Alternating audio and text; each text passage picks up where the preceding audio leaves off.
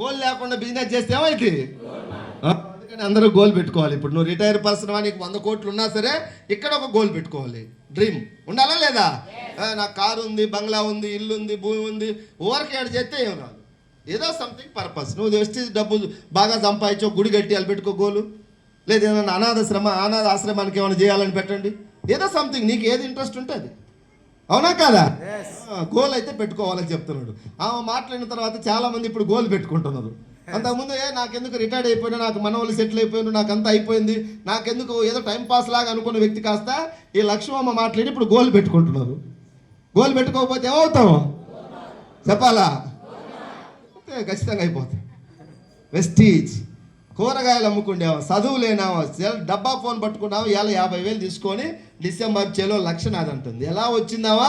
Team. అందుకే ఉత్తములతో స్నేహం అత్తర దుకాణానికి వెళ్ళడం లాంటిది. ఏం కొనకపోయినా కొంత సువాసన పిలుచుకోవచ్చు. లక్ష్మమ్మ వచ్చి ఎక్కడ పడింది? అసోసియేషన్లో పడింది.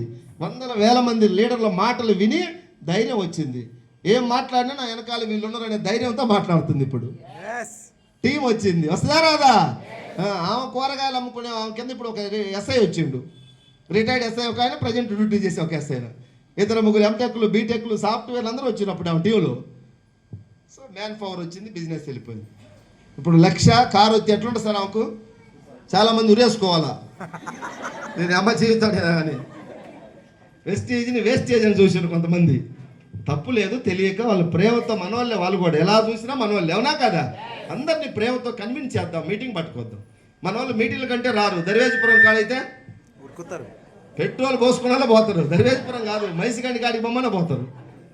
అది ఏం కిక్ ఉంటుందో ఏమో తెలియదు. కానీ దావత్ అంటే ఎక్కడ లేని వాడు జ్వరం వచ్చినాడు కూడా లేచి అంగి వేసుకొని స్టార్ట్ చేయాలి, బండి ఎక్కుతాడు. నేను వస్తా పద, ఆగు వస్తానంటాడు. పడుకున్నాడు కూడా దావత్ అంటే. మీటింగ్ అని చెప్పు, ఎక్కడ లేని సాకులను వచ్చి ఫోన్ స్విచ్ ఆఫ్ కోవటం, పనులన్నీ ఈరోజే పడతాయి. ఇంకా టైం రావాలి దేనికైనా. అవునా? మా టైం వచ్చింది, మేము ముందుకెళ్తున్నాం. మీరందరూ కూడా కలిసి మా జర్నీతో కలిసి ముందుకెళ్దాం. ఇది మాది మీది భేదాలు లేవు, మేమేదో పొడిచినాం కాదు, అందరం కలిసి ముందుకెళ్దాం.